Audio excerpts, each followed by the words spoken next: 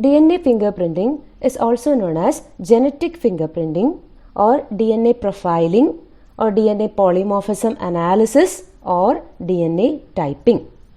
So this is a new biological technique which is used for distinguishing between individuals by DNA analysis.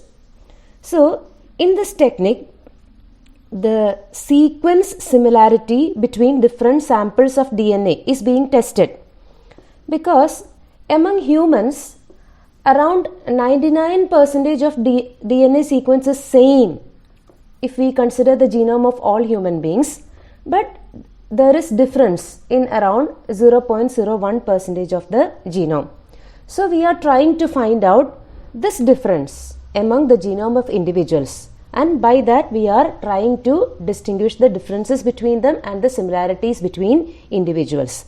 So we are only focusing on only that 0.01% of that polymorphism area where humans differ between each other, and in that area how much of similarity is there and how much of difference is there is being calculated or is being estimated.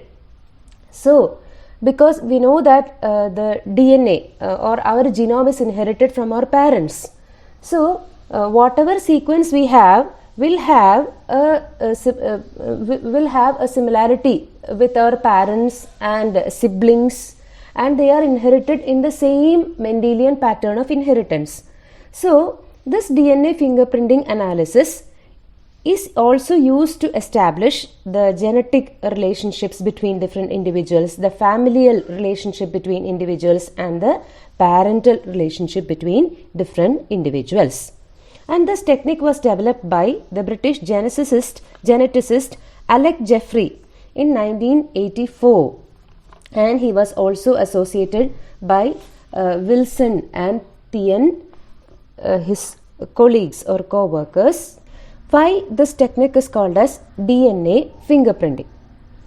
Because in conventional forensic procedures, there is a method of following the recording of fingerprints to solve several cases. So suppose a fingerprint is obtained from a crime scene, and this will be recorded by the police, and later when a suspect is caught, his fingerprint will also be recorded, and it will be compared with the fingerprint obtained from the crime scene, and that is used as an evidence. So this is the normal fingerprinting technique, which is called as dermatography.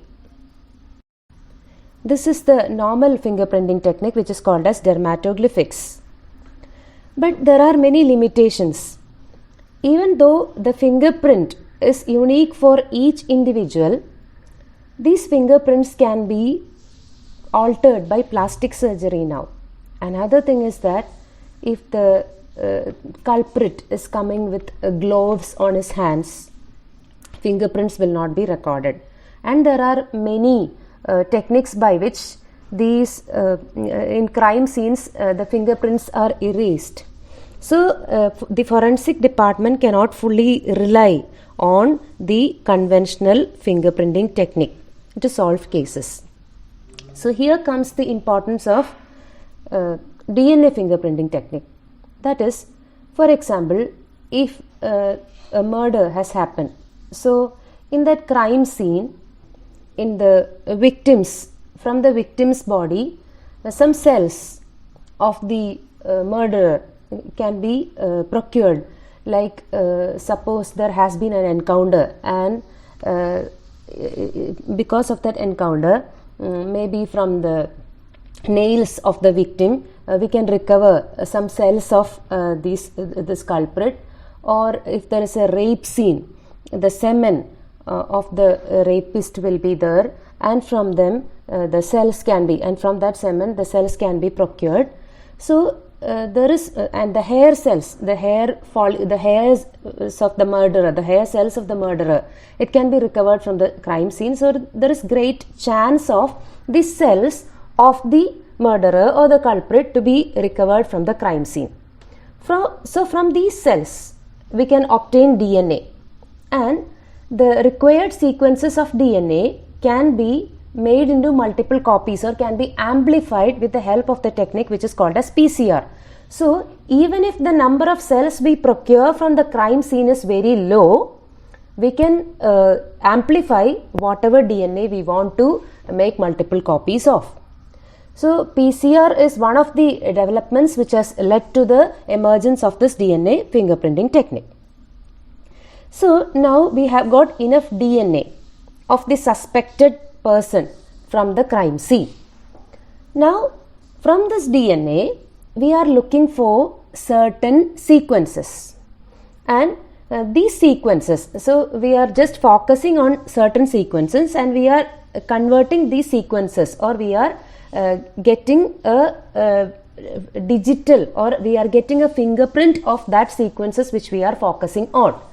So every person, every human being will have a fingerprint, or every human being will have his own unique pattern of such sequences which we can convert into a fingerprint like pattern, which we can convert into a banded pattern. And this banded pattern which we obtain after the DNA fingerprinting procedure is called as the fingerprint. So the fingerprint is unique for each individual. For every individual, he will have his own unique DNA fingerprint. It has nothing to do with fingerprint, but this is very similar to the conventional fingerprinting. The principle is similar to the conventional fingerprinting technique. That is why it is called as DNA fingerprinting. Here we are just focusing on certain sequences of a particular individual, and we are getting it in the form of a banded pattern which is unique for that particular individual. For another person, he will have his own unique pattern. So for each person, he will have his own DNA fingerprint. And from this crime scene, we got the cells of the person we suspect, and from the cells, the DNA fingerprint can be prepared. And later, when a person is caught as a suspect, his DNA can be recovered. And from his DNA, we can follow the same procedure and prepare a fingerprint. And now we can compare between these two fingerprints. And if these two DNA fingerprints are same, it establishes that this person himself is the murderer. So if the DNA fingerprint which we got from the crime scene, from the cells obtained from the crime scene, is similar to the DNA fingerprint of the suspect we caught, then it can be solved, or it can be established that this person himself is the murderer. So that is the principle behind DNA fingerprinting technique, or that is how this technique is used in forensic science. And similarly, it can also be obtained for settling disputed parentage, because every individual inherits his genome from his parents. So if we are having the DNA fingerprint of a child and the DNA fingerprint of its parents, we can see that half of the DNA fingerprint of the child will be similar to that of the father's pattern, and half will be similar to that of mother's pattern. If it is not so, that means one of them is not its parent. If the father and mother are the original biological mother of this child, then half of the pattern will be similar to that of father's pattern and half will be similar to that of mother's pattern. So such cases can also be solved with the help of DNA fingerprinting.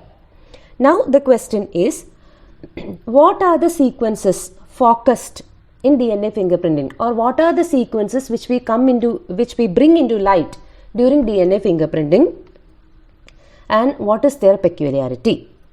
So the DNA fingerprinting is based on the existence of certain sequences in our genome which are called as mini satellites, or VNTRs, or variable number tandem repeats. Every individual has a unique pattern of VNTRs or mini satellites of his own. So no other person will have the same pattern of VNTRs. So every person will have a unique pattern of his own VNTR. The only exception is between identical twins. Identical twins can have the same pattern of VNTRs.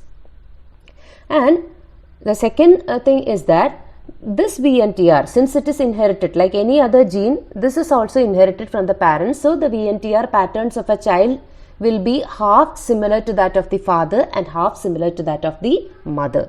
So this principle can be applied for settling disputed parentage. Now before going to the procedure, we have to see what are VNTRs.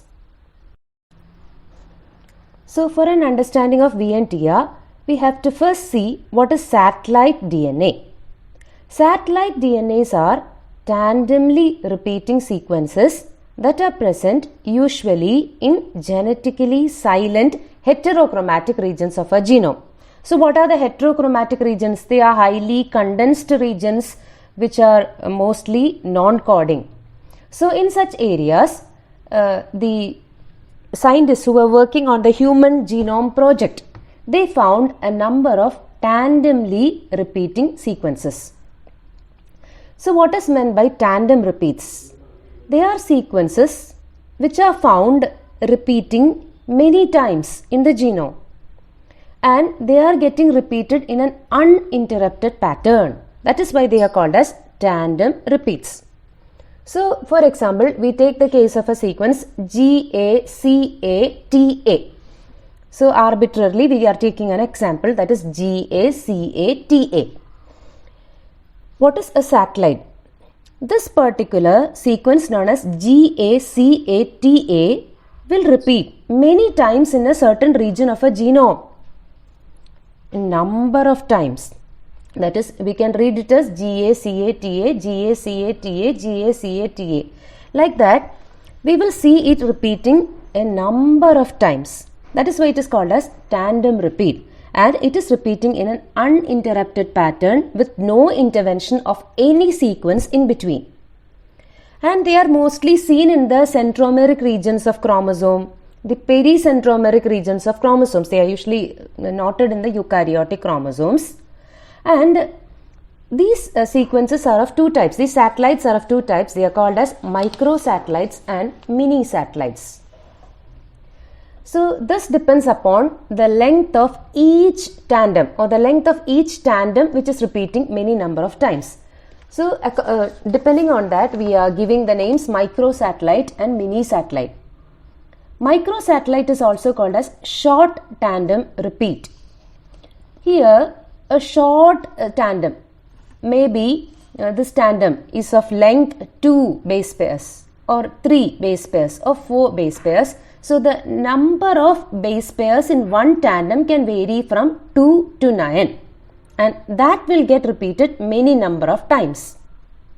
So that is called as a short tandem repeat, where the length of each tandem is very small. The length of each tandem can range from 2 to 9. Then we call it as short tandem repeat. For example, we can take CATG as one tandem. It is only 4 base pairs long.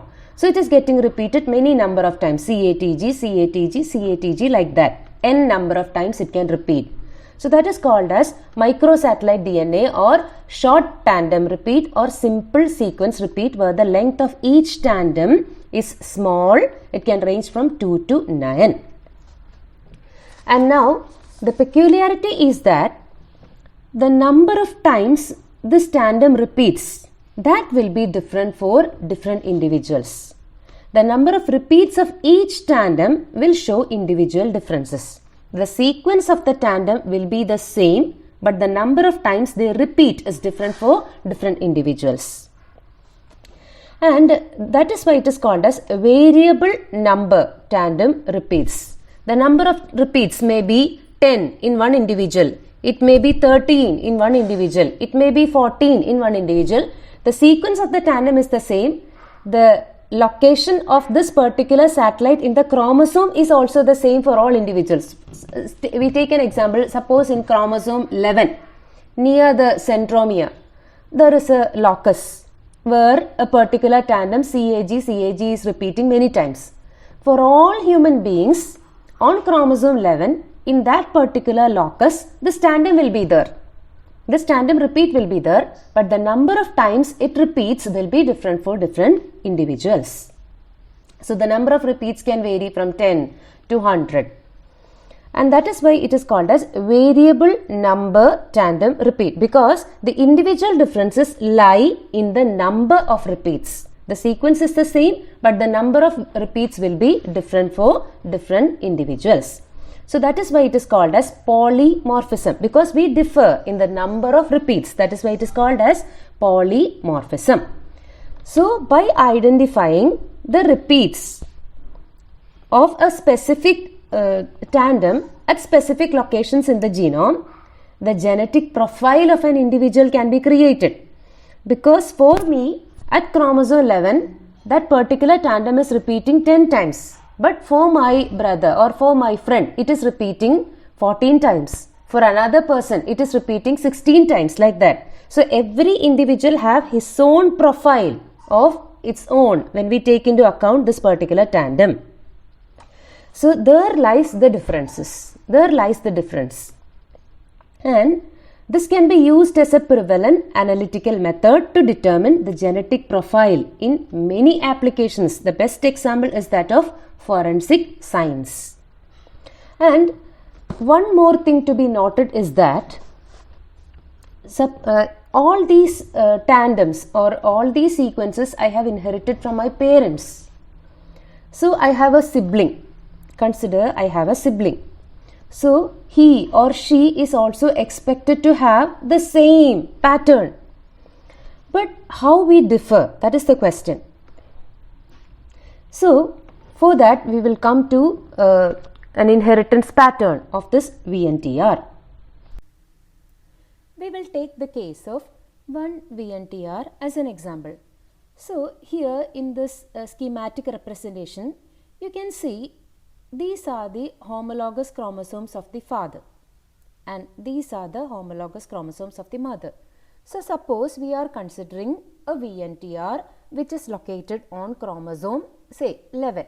So suppose these are the two homologs of chromosome 11 in father and these are the two homologs of chromosome 11 in the mother.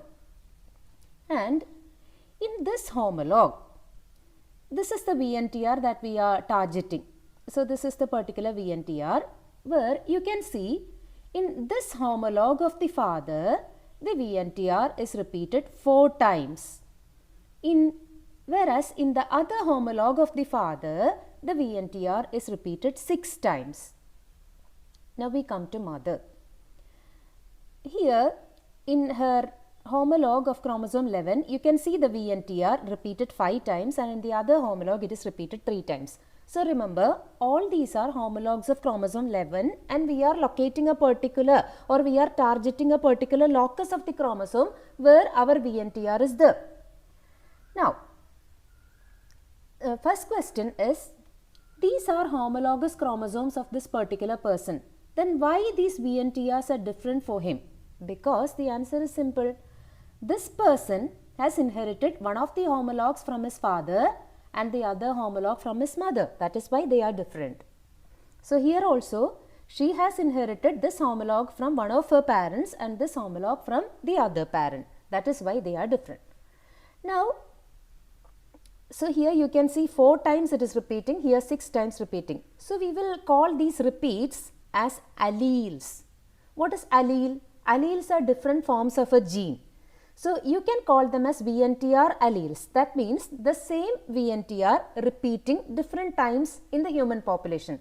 So you can call this as a VNTR allele. Repeating 4 times is an allele. Repeating 6 times is another allele in the human population. This VNTR repeating 5 times is another allele and this VNTR repeating 3 times is yet another allele.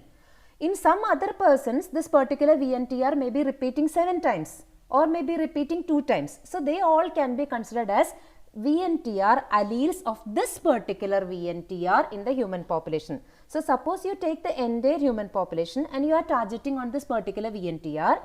you can see in many numbers they are repeating in different persons, maybe 12, 10, 4, 6, 5, 3, 7, 2, 8, etc. All these can be considered as the alleles of this particular VNTR in the human population. Now we will come back to these two parents. So in these two homologs of this father, it is 4 and 6, and here the VNTR alleles are 5 and 3. So this is the male parent and this is the female parent. Now what is shown here? Suppose you are isolating DNA from father. You are isolating DNA from the mother. You are cutting this DNA with restriction enzymes. And what do? You will separate these fragments with the technique known as electrophoresis. What is electrophoresis? It is the technique of separating DNA based on size. So you are separating these fragments through electrophoresis, and in electrophoresis you will be getting different bands according to the size. So here I have to tell you one thing, that is on either side of the VNTR you can see some markings, orange colored markings. What do they represent? Usually when we study about VNTRs, there are many VNTRs in our genome, but we study only a few of them for forensic science, for to prove disputed parentage, etc. We target certain VNTRs. Not all the VNTRs are taken for study. We only target certain VNTRs. And usually we select those VNTRs which are highly variable. So here we can see this VNTR, these two regions can be considered to be restriction enzyme sites. That is, many of the VNTRs in the human population which we usually use for forensic science or DNA fingerprinting, they will usually have restriction enzyme sites flanking. That means on each side of their sequences, on each side of the VNTR sequences, there will be sites for commonly used restriction enzymes. Usually such VNTRs are used for DNA fingerprinting.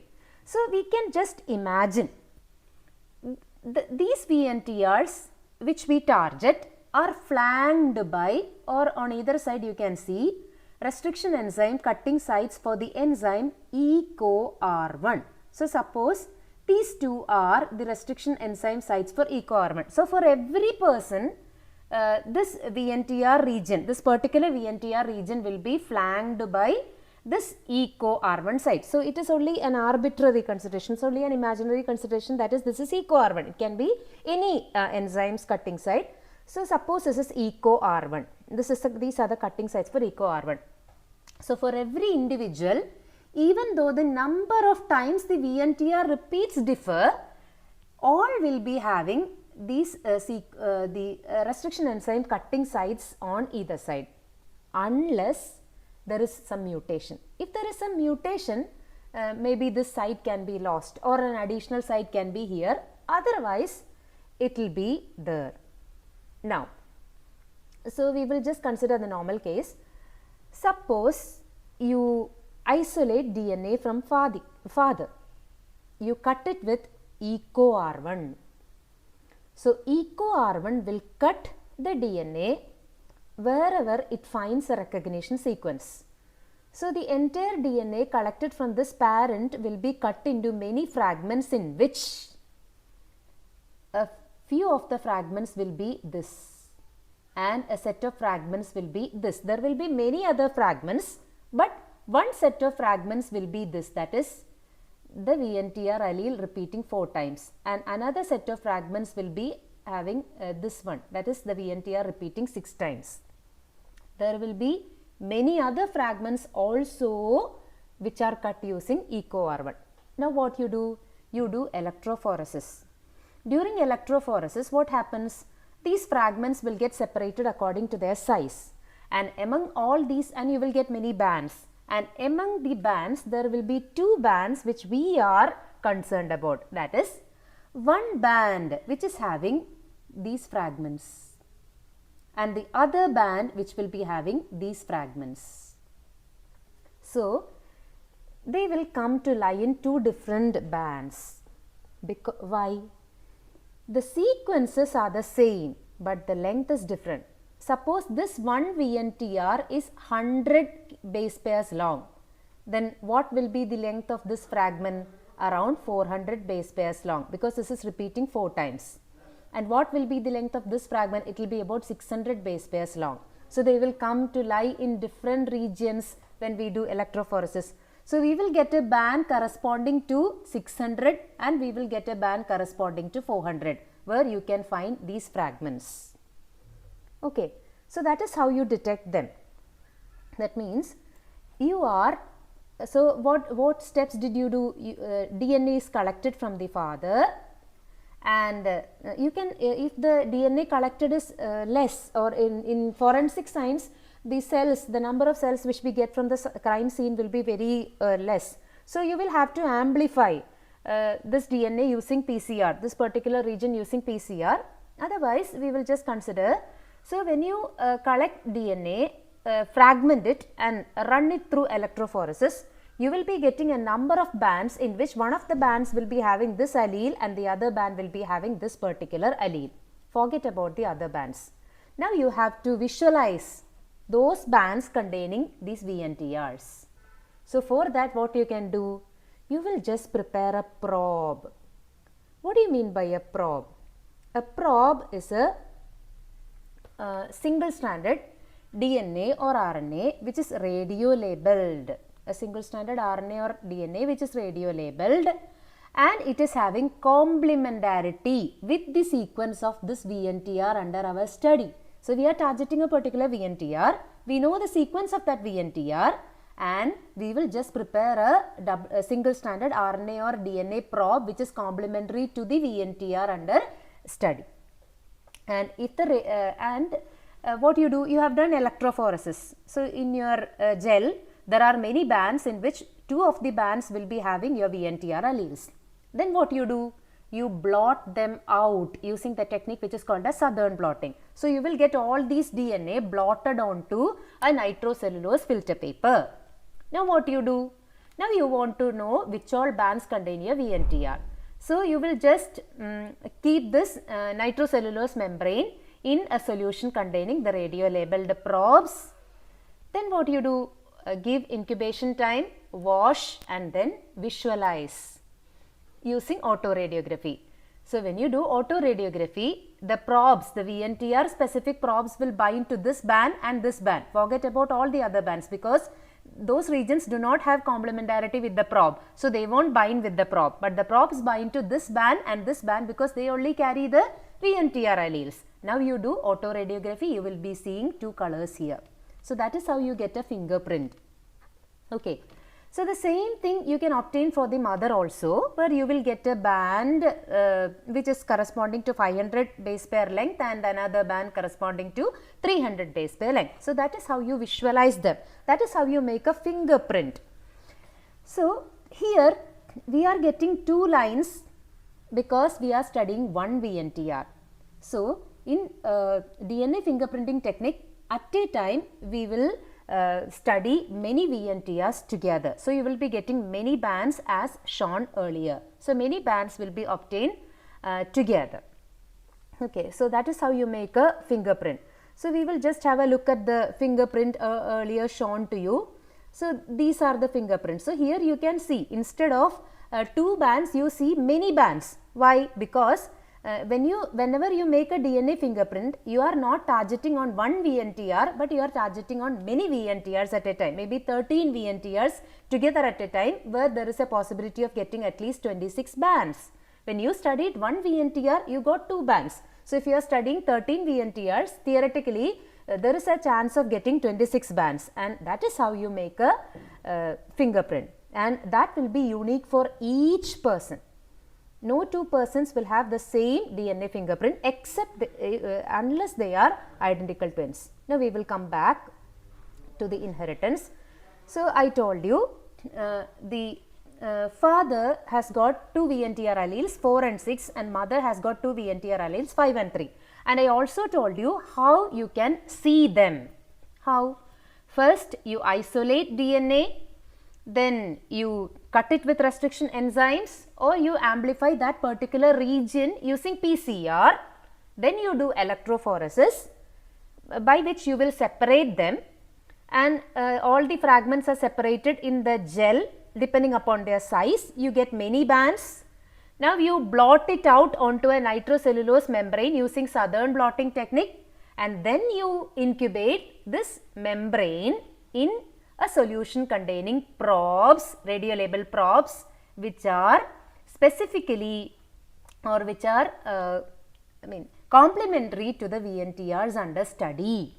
So probes will definitely bind to only those fragments which contain the VNTR alleles. Then you take the membrane, wash it, subject it to autoradiography, where you will see the bands. So here you can see 6 and 4, and for mother you can see 5 and 3. That means 4 corresponds to 400 if one VNTR is 100 base pairs long. Similarly 6, because one VNTR is 100 base pairs long in this example, as I told you. Now the question is about inheritance. So what are the possibilities that their children can have? One child can have a possibility of, so this is the father, 6 and 4, and this is where is mother? Mother, 5 and 3.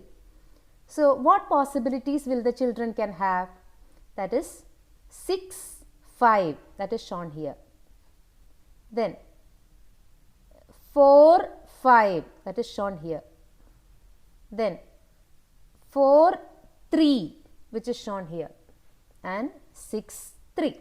So 6, 5, 6, 3, 4, 5, 4, 3 are the possibilities. So 4 different possibilities are there.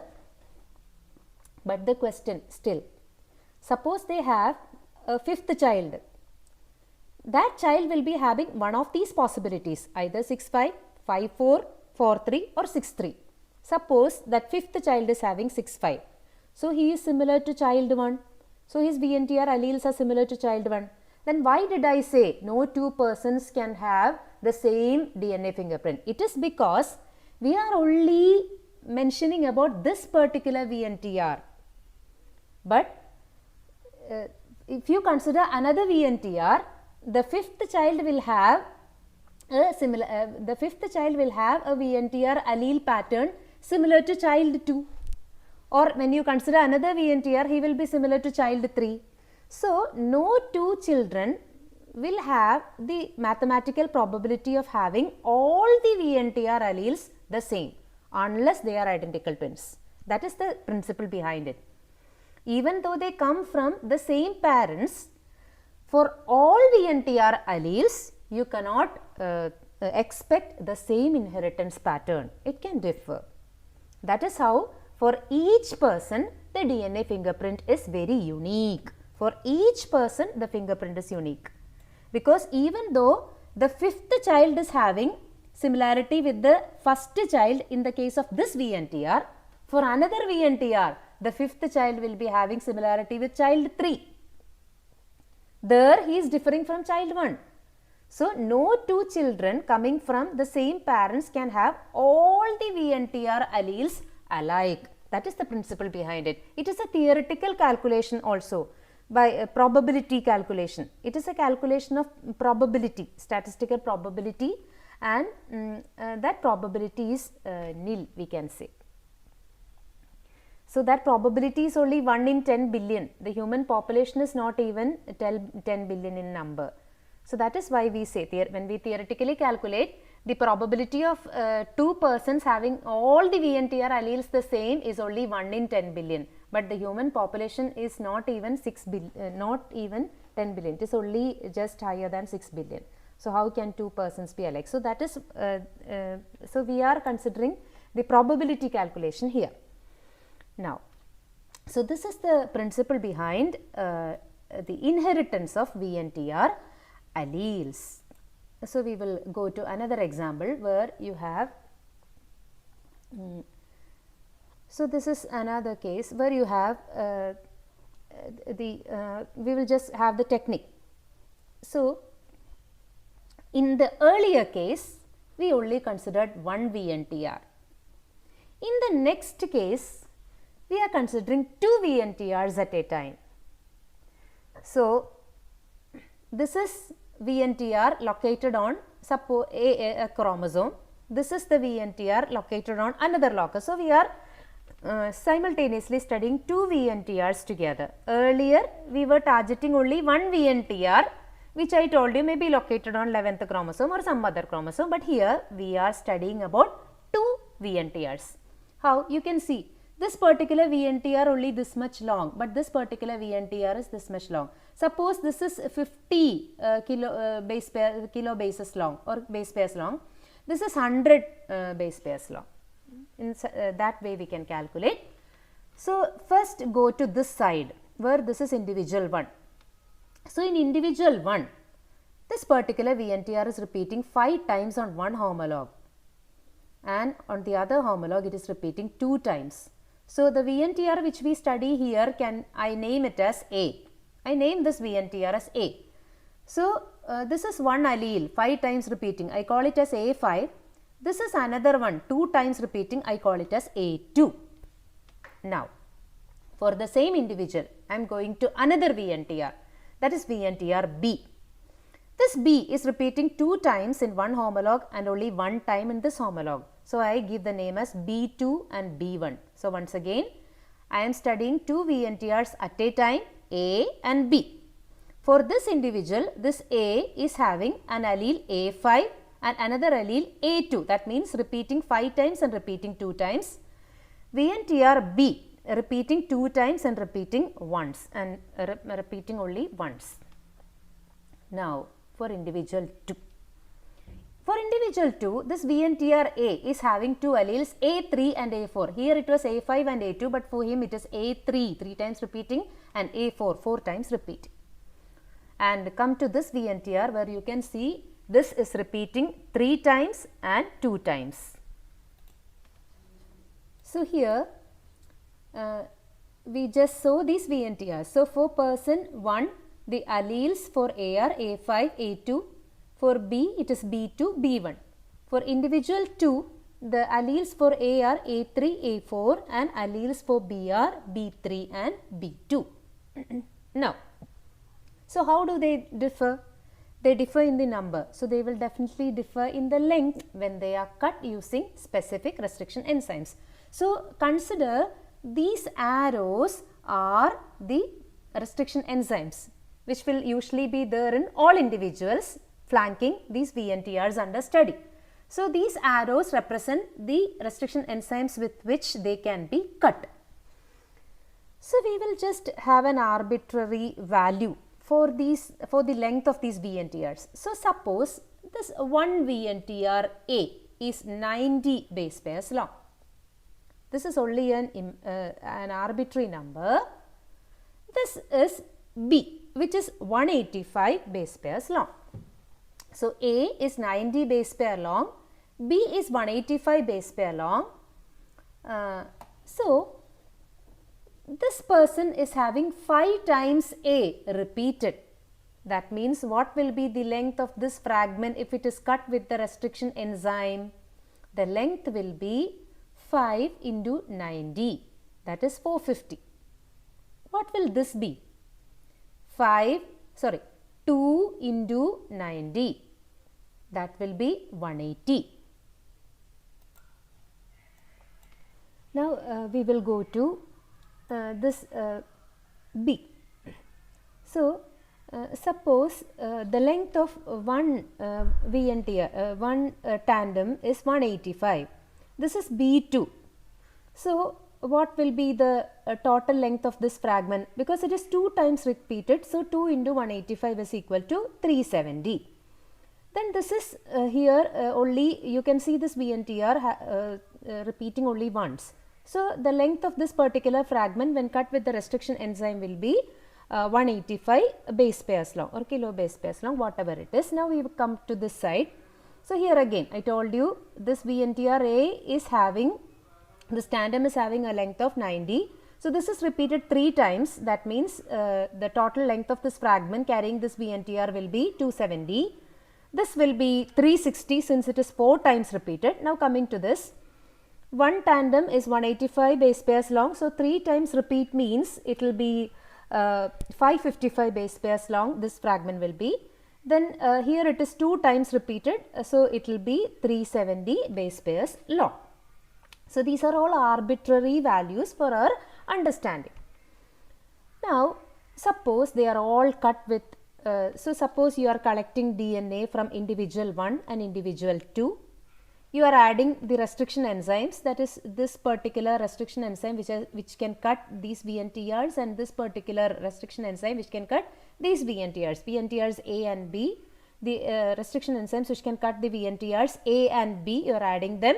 So the entire DNA collected from individual 1 and individual 2 will be fragmented. There will be many fragments, and there will be a set of fragments which will carry this particular region. There will be a set of fragments carrying this particular region. There will be a set of fragments carrying this particular region and a set of fragments carrying this particular region. And we have already predicted their length. This will be 185 base pairs long. So since this is B1, so that will form a band here, 185, corresponding to 185. Then this will be 370 base pairs long because it is 185 into 2. So that will form a band here. Then this is one tandem is 90 base pair long. This is repeated 5 times. So this particular fragment will be giving you a band at 450, and this 2 times 90 will give you a band at 180. So you get 4 bands theoretically. Okay, there will be many bands, but these are the 4 bands which carry the VNTRs which we are targeting. That is this one, A2 corresponds to this region 180, B1 185, B2 370 and A5 450. Similarly coming to individual 2. So this is 3 times repeated. That means 90 into 3, that is 270. You will get a band here, A3. Then this is A4. That means 4 into 90, 360. You are getting a band here. This is B2, 185 into 2. You are getting a band here, 370. And this is 3 times 185 into 3. You are getting a band at 555. So these bands are, or you get these bands sorted based on the length of the fragments. And as I already told you, what all steps have you done so far? First is you have collected DNA, you have added these restriction enzymes, they are fragmented into many fragments, you do electrophoresis, you separate them. So you are getting a number of bands in the gel. Now what you do?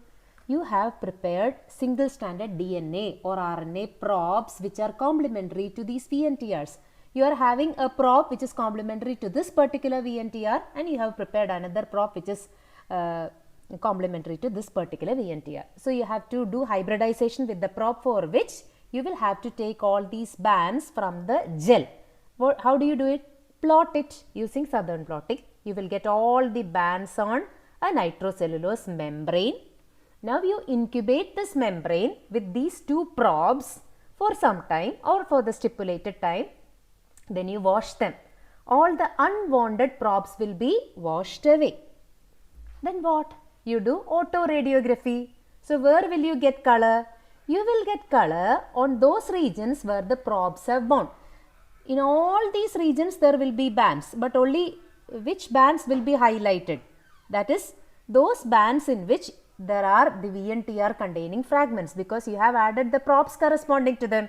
So for individual 1, you will be getting a band here, you will be getting a band here, you will be getting a band here, and you will be getting a band here, which correspond to A2, that is this allele, B1, that is this allele, B2, that is this allele, and A5, that is this allele. And for individual 2, there will be many bands, but only these 4 will be highlighted because they only correspond to the probes. So what are the bands? A3, this is this is B3 you get here, B2 you get here, A4 you get here, and A3, this one you get here. So these are the bands, and this forms the fingerprint. So in the earlier example, when we were considering one VNTR, you are getting two bands because there are two homologous chromosomes, so there will be two VNTR alleles for a person. Here you are considering two VNTRs at a time. How many bands you got? Theoretically 4 you will get, but there can be variations. Suppose if a person is having a mutation and he lost this cutting site, so this fragment won't be cut here, it will be cut somewhere else, and they will go and lie on another region. They will form another band which we do not expect. So that will be the difference. So that is how so you are getting 4 bands here. So imagine a condition where we are targeting 13 VNTR alleles at a time. So you are expected to get 26 bands like this, which will form a pattern. So for every individual there will be a pattern like this, which is called as his DNA fingerprint. Okay, so this will be his DNA fingerprint. Now we will just see how parentage is being settled. So I told you this is following a Mendelian pattern of inheritance, that is 6-5, 6-3, 4-5 or 4-3. So for a child, you take a child, here you are having 2 bands. One of the bands will be similar to the mother and the other band will be similar to the father. This is father and this is mother. 6-4 is father, 5-3 is mother, and this is the child having 6-5. So 6 corresponds to that of the father. He has inherited this allele from his father and this allele is inherited from the mother. Now you come to this child.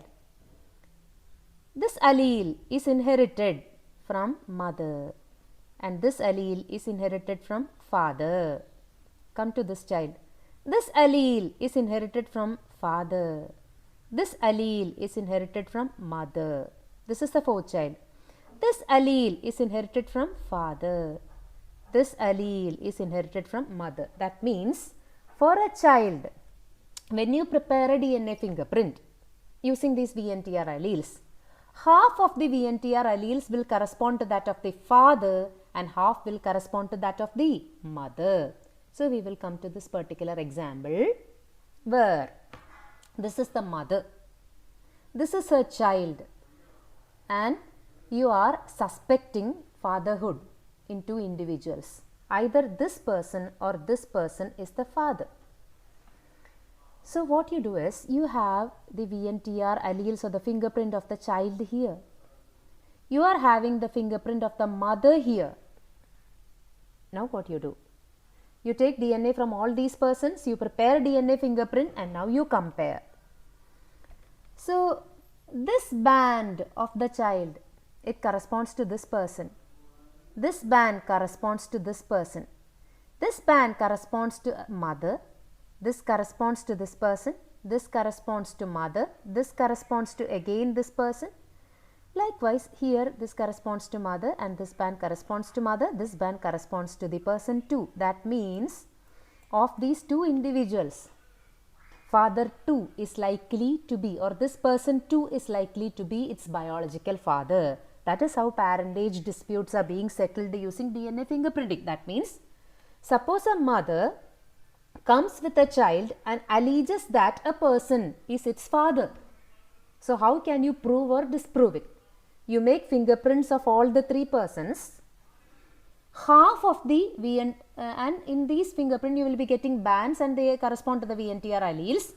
Half of the VNTR alleles of the child will be similar to that of the mother, whereas half will be similar to that of father. So you check whether the other half of alleles correspond to that of the suspected person. If they are yes, if they correspond to that person, then he will be considered as the biological father.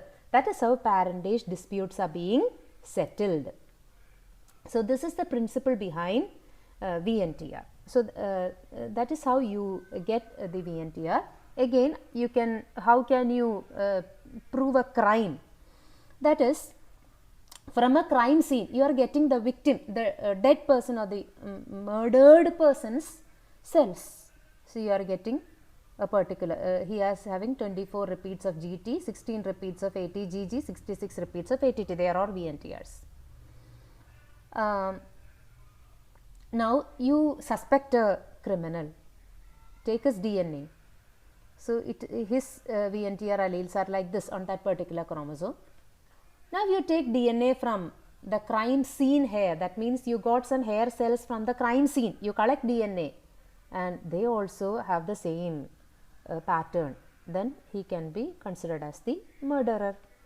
So cells from the crime scene will be collected, DNA fingerprint will be prepared and they will be compared with the suspected person. So here I will show you, that is, this is the fingerprint which you got from the crime scene.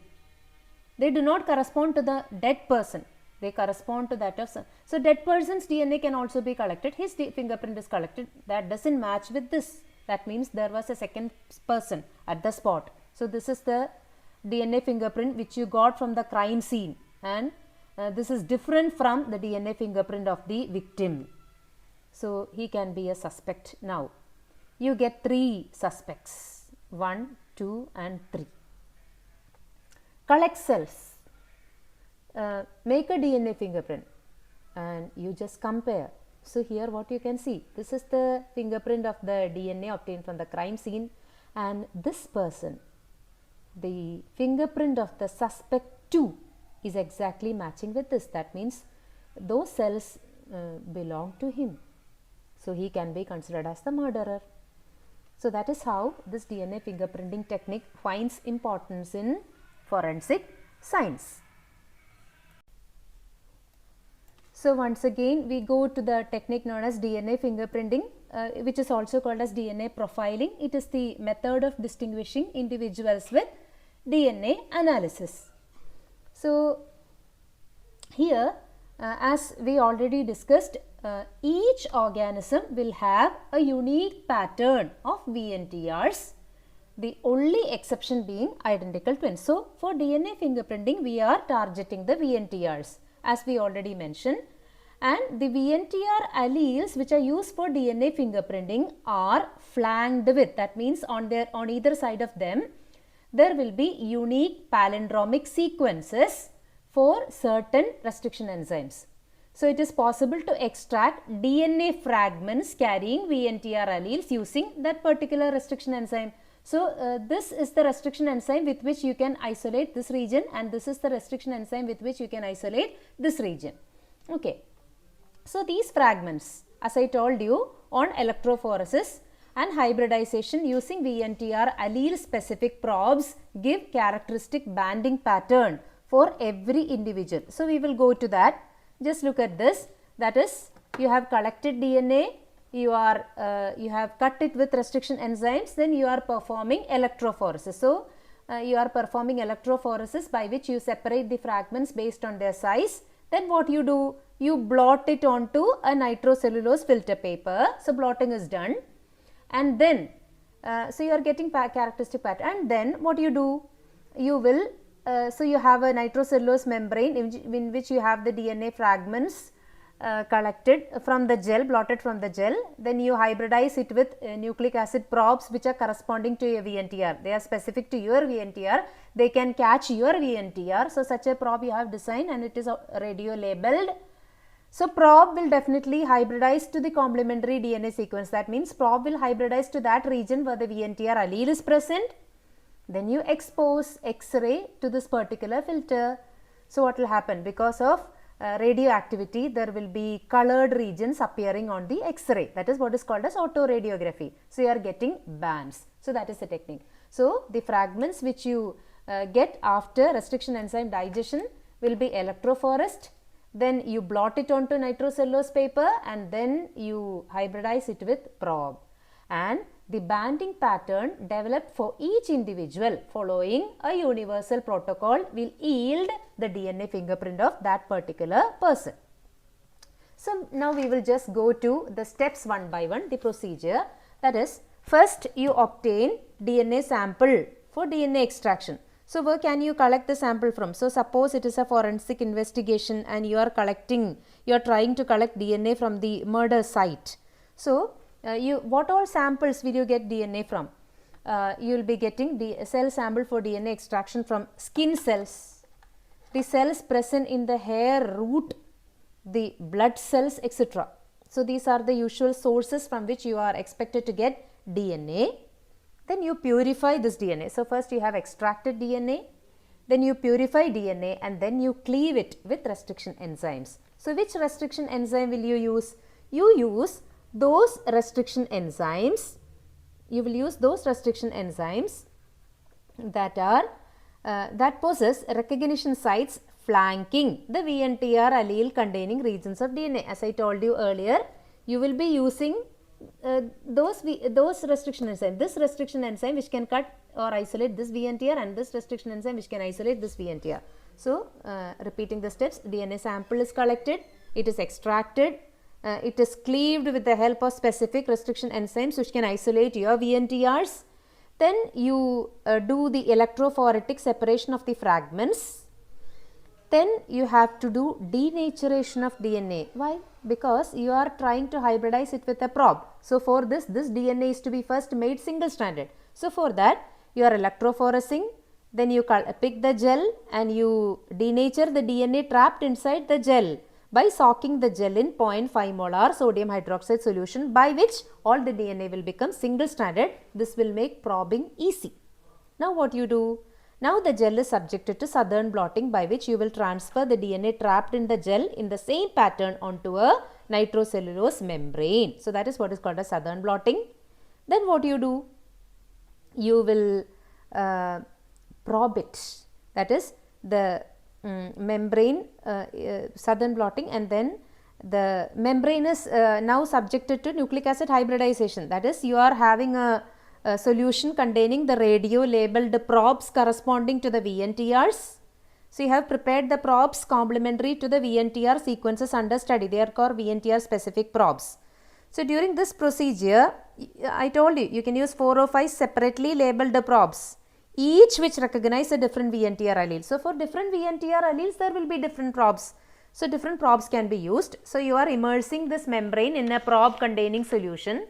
So remember, first you add a particular probe. After the addition of that probe, the hybridization pattern is to be visualized by autoradiography. This is to be recorded. Before the use of next probe, the first probe is completely removed from the membrane and the procedure will be repeated. So, you are doing it stepwise. So, after the addition of each probe, the hybridization is visualized, pattern is visualized by autoradiography, banding pattern is recorded. Then before the use of the next probe, the first probe is completely removed from the membrane and the procedure will be repeated, and finally you can superimpose all the images which finally will give you a banding pattern. So, the banding pattern thus obtained is the DNA fingerprint for each individual. So, this is the fingerprint for individual 1, this is for 2, this is for 3, this is for 4, they all will be different. Each person will have his own DNA fingerprint, just like we have our fingerprint pattern on the tip of our fingers. So, this is the DNA fingerprint. Okay. Now, we will go to the applications. So, first of all, the VNTR alleles are inherited by an individual from his parents, as I told you, in the typical Mendelian pattern. Therefore, in the DNA fingerprint obtained, half of the bands representing the VNTR alleles will be similar to that of the mother and half will be similar to that of father. Hence, this technique provides convincing evidence to establish paternity or maternity in the case of a parentage which is in dispute. If there is a disputed parentage, if there is a parentage in question, you can prove it using DNA fingerprinting technique, because half of the VNTR alleles of the child will be similar to that of his mother and half will definitely be similar to that of the biological father. Now, the second thing, I told you a mini satellite DNA sequence or a VNTR at a specific chromosomal location can have different lengths in different individuals depending upon the number of times they repeat. So, this is either due to the gain or loss of a tandem repeat, probably during DNA replication. So, such differences have arisen by DNA replication. Such alleles appear due to certain variations which occur during DNA replication. So, another thing is that even though there is polymorphism, that means different individuals are different types of VNTR, it is not affecting any biological activity. There is no biological effect because most of the VNTRs are located in non-coding regions. They are not coding for any proteins. So there will be no biological effect. And they are not going to affect any function. That is another highlight of this VNTR. Then because of the variability in mini satellite DNA sequences, the chances of finding two individuals in the population with the same mini satellite DNA pattern is about 1 in 10 raised to 5 or 1 in 10 raised to 8, as I already told you. Therefore, a mini satellite based DNA fingerprint is unique for each individual. So this forms the basis for criminal identification and forensic science. DNA isolated from the blood, hair, skin cells, etc. left at a crime scene can be subjected to DNA fingerprinting to reveal the VNTR patterns. So this can be compared with DNA of a criminal suspect to prove his guilt or innocence. So here you can see this person is the suspect. This is the DNA obtained from the crime scene. This person can be considered innocent because his DNA doesn't match with this. So like that. So the innocence or guilt of a person can be proved using this technique. Then there are other applications also. That is, the identity of burnt or unidentified dead bodies can be done using this technique. So if there is an unidentifiable dead body, and suppose if that person is suspected to belong to a particular family, and the DNA from those his parents, living parents, can be collected, and that can be compared with the this DNA obtained from the dead body, and it can be determined whether that person is the suspected person. Cases of child stealing, mix up between babies in hospitals, etc. can be resolved by this technique. And in every country there arises problems of immigration. This can also be solved through the maintenance of a DNA data bank. So if a DNA data bank is maintained in every country, the problems of immigration can be solved, and this will help to confirm the identity of any trespasser into that country.